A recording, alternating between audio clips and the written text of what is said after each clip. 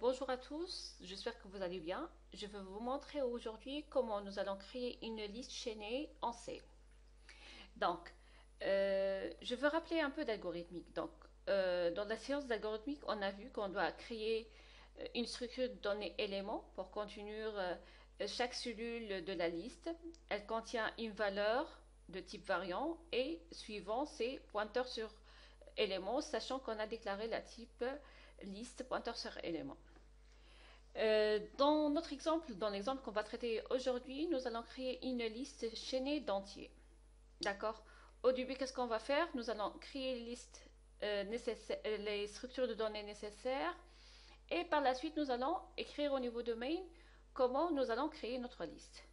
Donc, de ma part, je veux utiliser un compilateur en ligne parce que je n'ai pas de compilateur installé. Vous pouvez utiliser CodeBlocks ou autre. J'ai déjà préparé un scénario pour cette démonstration-là. Je veux partager avec vous le bout de code et je vais expliquer petit à petit. Donc, on va tout d'abord créer les structures de données nécessaires. Donc, les structures de données éléments qui contient valeur et pointeur sur suivant. Et liste, c'est un pointeur sur élément. Bien sûr, on a utilisé typedef pour ne pas tout écrire par la suite. Donc, ça, c'est la déclaration de variable. Au niveau de main, qu'est-ce qu'on va faire? On va essayer de créer notre liste. D'accord? Donc, je vais vous expliquer le bout de code déjà préparé, ligne par ligne, pour bien comprendre. Donc ici, au niveau de main, qu'est-ce que je veux faire? Je veux déclarer ma liste. Elle est de type liste, déjà vue ici. C'est un pointeur sur élément. Et je veux créer une liste qui contient 5 éléments. Donc, oublions cette boucle for là et on va voir. Donc, nouveau, c'est un pointeur sur élément. Bien sûr, je suis en train d'utiliser un pointeur, donc je dois allouer de l'espace mémoire, nouveau, malloc size of element, et je veux remplir valeur et suivant. Donc, valeur va prendre i, c'est-à-dire à chaque fois, i va être initialisé à 0, strictement inférieur à 5. Et nouveau point suivant est égal à ma liste. Par la suite, ma liste est égale à nouveau. Donc, ces chaînages-là, on l'a déjà vu dans le cours d'algorithmique, si vous vous rappelez bien, dans cette fonction-là. Donc, je suis en train de faire quelque chose pareil en C, juste au lieu de lui lire le nombre d'éléments à partir de l'utilisateur, je veux le fixer moi-même. Et au lieu de lire l'information, je veux l'initialiser à i au niveau de compteur. D'accord? Donc, ici, pour nouveau, je viens d'allouer de l'espace mémoire. Bien sûr, on doit jamais oublier ça, sinon on aurait de segmentation fault. Valeur, je vais l'initialiser à i et faire l'échaînage comme on a fait en cours. Donc, cette partie-là, c'est pour remplir la liste. Par la suite, je veux afficher ma liste. Pour afficher ma liste, je vais utiliser un pointeur sur élément parce que toujours on a dit qu'on doit utiliser, je dois garder ma liste, je ne dois pas changer, utiliser des variables intermédiaires pour afficher.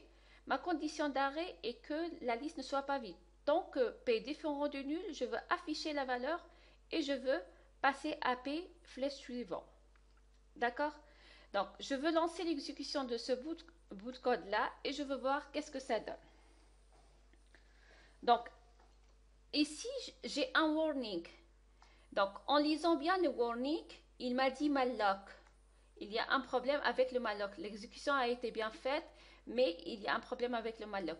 Pour utiliser le malloc, je dois faire un include de stdlib.h. Il faut toujours faire l'include de stdlib.h pour ne pas avoir un problème au niveau de la compilation. Donc, stdlib.h. D'accord? Je veux relancer mon exécution et je veux voir est-ce que j'aurai le problème. Donc, voici ici ma liste.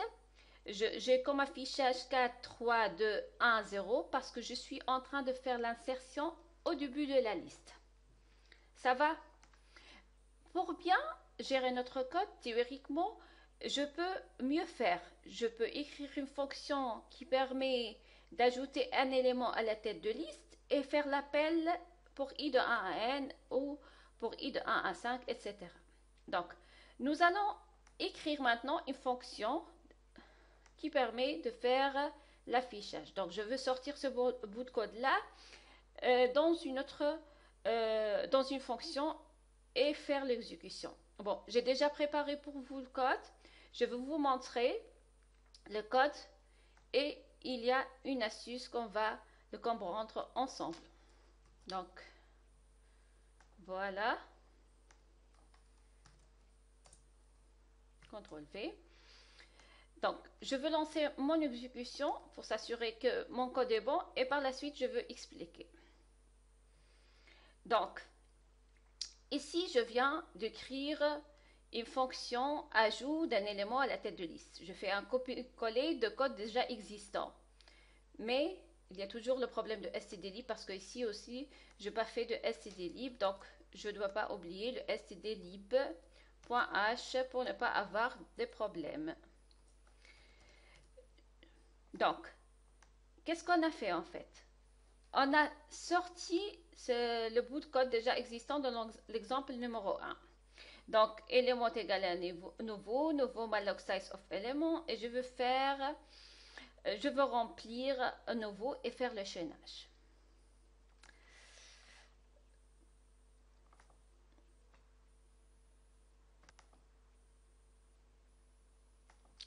Donc, revenons de nouveau.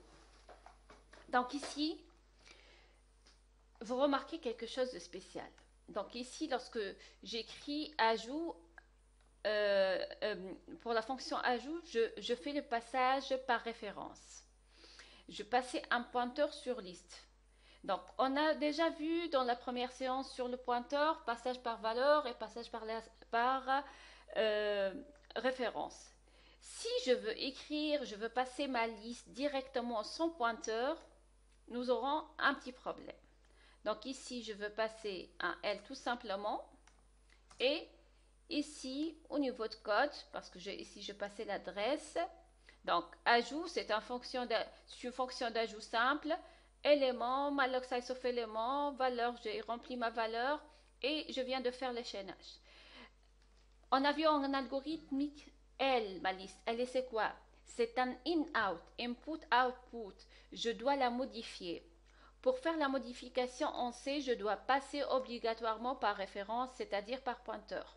Et si je passe pas ma liste avec référence, c'est-à-dire je veux le passer de manière statique, on va remarquer ici, si ma liste est égale à nul, je veux écrire ma liste est vide.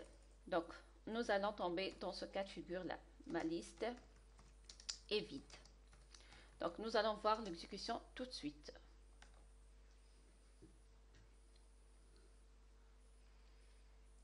Donc, vous remarquez que ma liste est vide. Pourtant que je viens de faire l'appel 5 fois pour la fonction liste. Tout ça, il est relié au quoi? Il est relié au fait que je passais par valeur et non pas par référence. Donc, pour passer par référence, je dois passer l'adresse sur ma liste pour être utilisé comme étant in-out. Et ici, je dois écrire un pointeur sur elle, et ici, pointeur sur elle, et ici, pointeur sur elle. Réellement, lorsque vous... la liste que je viens de déclarer, c'est quoi? C'est un élément étoile. Donc, on a cette écriture-là. Élément étoile, étoile sur elle. Peut-être dans d'autres documents ou autres, vous allez trouver cette notation-là. Donc, c'est la même chose que liste étoile de L. Donc, dans cet exemple-là, on a fait l'appel de fonction ajout. Et qu'est-ce qu'on doit... Est-ce qu'on peut améliorer encore notre code? Oui, on peut améliorer notre code parce que la fonction ici d'affichage, on peut la faire sortir while p différent de nul.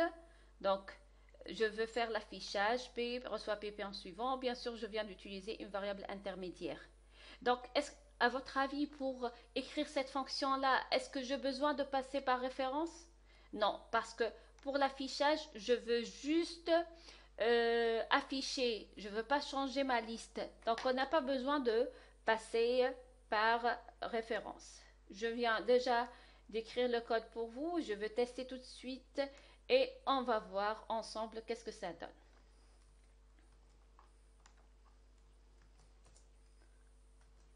Donc, je vais même lancer l'exécution.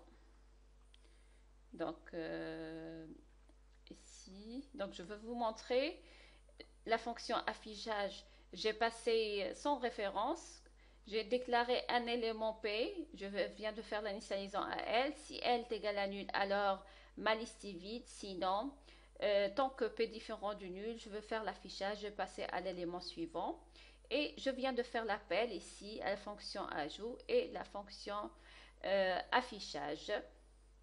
Donc, ma liste chaînée 3, juste pour voir l'exécution ici que ça change. Donc, voilà, ça c'est le résultat d'exécution. Donc, comme vous remarquez ici, je viens de vous montrer deux fonctions sur la liste chaînée. Bon, on a vu la partie déclarative de structure élément, structure élément. Par la suite, on a écrit un bout de code simple. On a écrit une fonction qui permet de faire l'insertion à la tête de liste et une fonction qui permet de faire l'affichage. Vous pouvez maintenant continuer à écrire la fonction qui fait la recherche, une fonction qui fait la suppression. Je vous souhaite bonne chance et bon travail et à la prochaine.